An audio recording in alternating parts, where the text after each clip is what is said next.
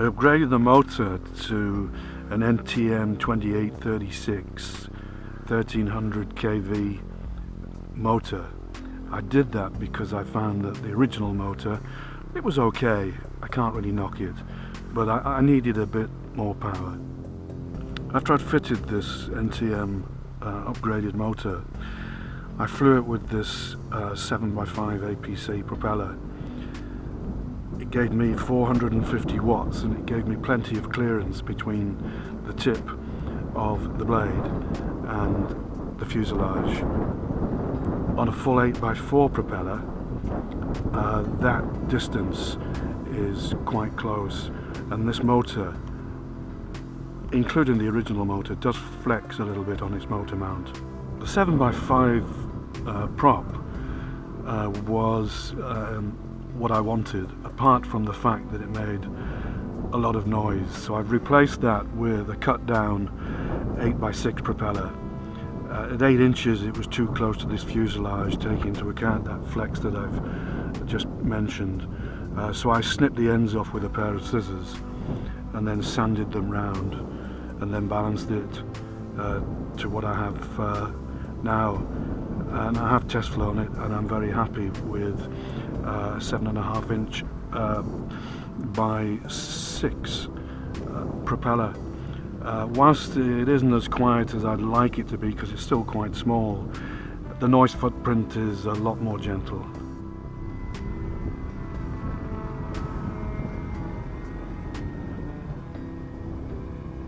The Firstar 1600, if it's trimmed properly and you're flying in pretty still air, will cruise on 5.5 amps. That gives me a flight time, a maximum flight time of about 20 minutes.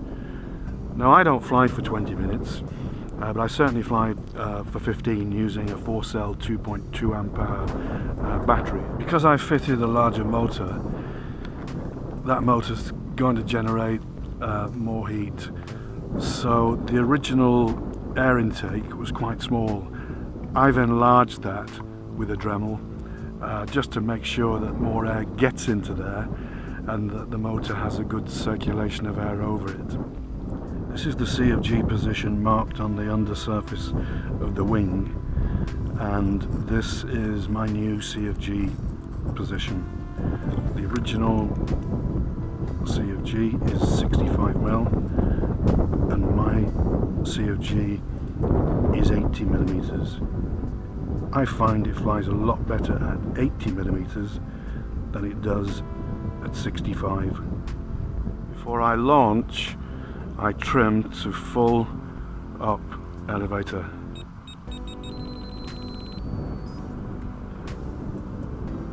Before I launch, I make sure I'm bang under the C of G position on the wing. I don't want to be too far back because that gives it a nose down tendency.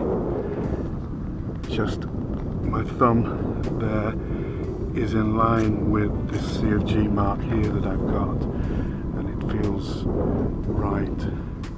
Because of the thrust line on this aircraft, if you open the throttle too quickly or you apply too much RPM too soon, the aircraft will nose down. It's got to be done progressively, and that symptom, believe it or not, seems to disappear in the air. Whether subconsciously I'm counteracting it with a bit of back elevator, I don't really know, but on launch you don't want that to happen. So open the throttle progressively until the aircraft begins. You'll feel the thrust line tipping the nose down. At that point he's back on the throttle till you feel that she's level. That's the RPM that you should launch this aircraft with.